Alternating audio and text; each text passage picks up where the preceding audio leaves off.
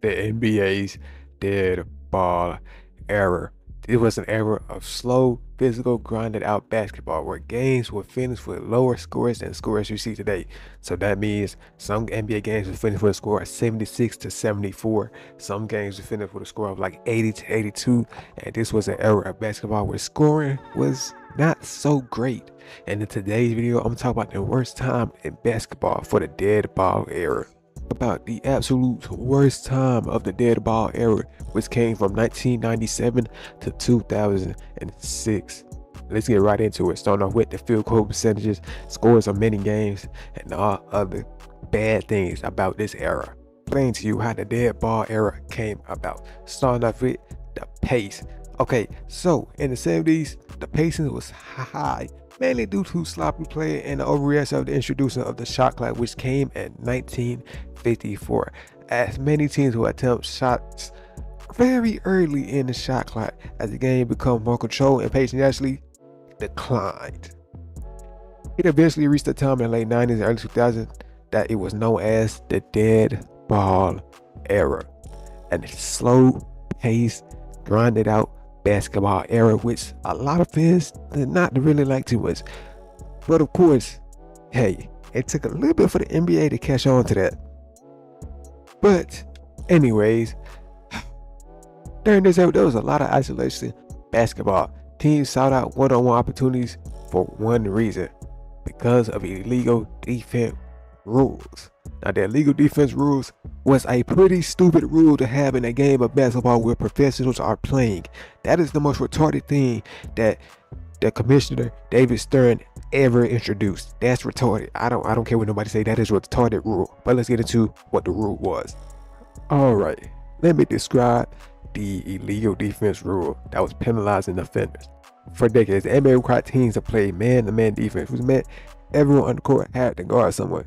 You could double team one player. You could double team one player and then recover to your man, but you could not be caught between players guarding no one. Do that shit not sound stupid? You can't play what? You can't play defense. You can't play zone defense. And this the defense MJ was going against when we winning up 6 titles. So-called GOAT. But hey, that's just me being a little biased. But that would be illegal defense. That also meant you couldn't just stand in the paint all day guarding nowhere. Oh my god, you still can't do that today, but yeah, that rule was a little stupid. To take advantage of this rule, allows the teams with one great player like Michael Jordan will put MJ on one side of the floor and everywhere else on the other side. This was the isolation play, or ISO for short. It would turn into a game of one-on-one, which MJ would win. Various tweaks to this rule was to limit ISOs, but finally the NBA just completely got rid of the rule in 2002, and then the illegal defense rules was changed a little bit just to, basically a 3-second violation, which we have today, which that makes sense. But basically back then is you couldn't play zone defense, you couldn't play 2-3 defense, which is so retarded to me. I don't mean to say that word, but you can't play zone defense in the NBA. What? These are the best basketball players in the world, and you cannot play zone defense against them. It's either you double or you let it be one-on-one. That's what? But anywho, let's look at some of the highest scoring games from each year where where illegal defense and the dead ball era was taking place. Like I said, from 1996 to 2006. No, 1997 to 2006. I'm sorry, I messed it up. My bad. So, the league average for points during the 1997 season was 96.9 points a night. And the team who scored the most points each and every single game during the season was the Utah Jazz, and it was also the Phoenix Suns. Utah Jazz scoring 103 points a night, and the Suns scoring 102 points a night. And the Bulls were also up there scoring 103 points, but they was tied with the Jazz. But now we move on to the next season being the 1998 season. And in the 1998 season, the league average in points dropped to 95 points a night, which is kind of insane. Thinking that an NBA team is on league average is only scoring 95 points, but the team who scored the most points a night was the Los Angeles Lakers, scoring 105 points a night. Moving on to the 1999 season. In the 1999 season, the league average would drop even lower to 91 points a night. Yeah, we starting to see the dead ball era really come out. And the team who scored the most points a night was the Sacramento Kings. And they scored 100 points a night. And they was the only team this season to score 100 points a night. The Lakers came close, averaging 99 points a night. But the Kings was the only team to score 100 points a night, which is kind of insane to think about now, especially how basketball is moving now, where like that's just the norm to score 100 points. But back then, nah, not really. But we move on to the 2000 season, where the points differential it jumped back up to 97.5 points a night for league average. And we also got a couple more teams scoring 100 points a night, but the league leader in points this season was the Kings again, scoring 105 points a night. That is pretty well. That's pretty good, considering that, you know, last season only a couple of teams was able to probably score 100 points, but it wasn't doing it for a whole season. Like I said, Lakers was the only team to come close to 100 points, besides of course the Kings scoring 100 points a night.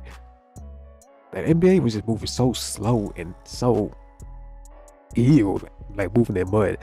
I don't get how people were such big fans back then, but hey, that's none of my business. Moving on to the 2001 season. In the 2001 season, the league average for points was dropped down to 94 points a night, which is not very good. And the team who scored the most points a night during that season was again the Sacramento Kings, scoring 101 points. But the Lakers also scored 100 points a night, and the Dallas Mavericks scored 100 points a night, and also the Bucks. Those were the only teams this season to score 100 or more points during the 2001 season. Like I said, this is so crazy to think about, considering how the NBA is now. Moving on to the 2002 season, where the league average would be 95 points a night. That's better, but the two top scoring teams were the Dallas Mavericks scoring 105 a night and Sacramento Kings scoring 104 points a night. Moving on to the 2003 season, 2 or 3 seasons, which would be Michael Jordan's last year. Yes, I had to make a mess of Michael Jordan, because why not? But league average for points was 95 a night. Like I said, that's kind of low considering where the NBA is now. I keep saying that, but like, this is kind of crazy to think about, because this is before my time, so I never watched these games live. I have to go back and watch these games. But the leading team for scoring this season was again the Dallas Mavericks, averaging 103 points a night. Moving on to the 2004 season.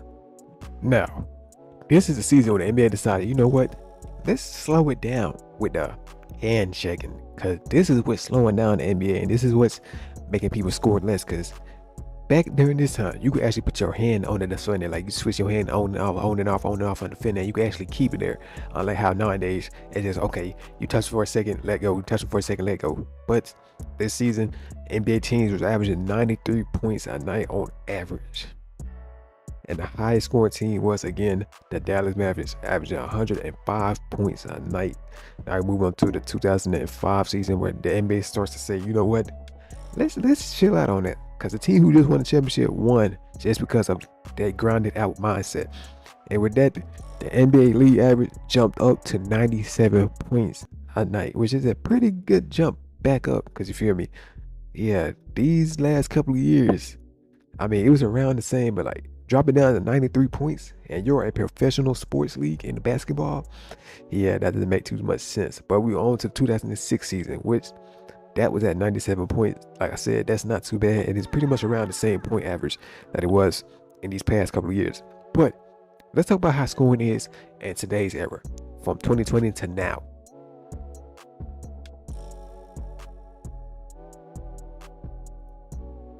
In the 2020 season, the league average for points was 111 points a night. And during this season, none of the 30 teams dropped under 100 points a night. None of them. And the highest scoring team this season was the Milwaukee Bucks, and they averaged a total of 118 points a night. Imagine that during the dead ball era. Matter of fact, now let's jump to a more recent time, which we would say 2023, because that was a couple of seasons ago. 2023, league average for points was 114 points a night. What in the world? Now, let's go to just last season, the 2024 season, in which, in the 2024 season, the league average for points was 114 points, and the team scoring the most points a night was the Boston Celtics, which they score 120 points a night. As you can see, the dead ball era was a trash era for basketball fans who wanted to see high scoring games, because that just wasn't happening back then. This is after the dead ball era, basically, but in the 2010 season, some NBA Final games was like they had both teams scoring under 100 points. Now, some people like that type of scoring because it makes it seem like, okay, there's defense actually being played. And nowadays, people are saying, oh, defense isn't being played no more. Oh, you can't guard nobody no more. No, yes, it is being played. It's just that everybody's so much better. Everybody's just so much more skilled on the offensive end. Because during the dead ball era, you didn't have 7-foot big men shooting three. Now you got guys like Kristaps Porzingis shooting that thing from deep. You didn't have that back in the 2000s. Now you do. So yeah, defense is being played. It's just everybody's just so skilled offensively. And also, we all know about the 2004 finals. What they were doing to the Lakers was just letting them shoot. They was letting them shoot threes. They was giving them three ball. You do that now, that team is dropping 150 points on your head. So you feel me? No, defense is being played in this era. It may not be as rough as it was during the dead ball era, but to me, I feel like that is the worst era of basketball. Yes, I said it. Now, I know a lot of people are not going to agree with me because, you know, what? The dead ball era, the worst era of basketball? Yes, I'm sorry, yes.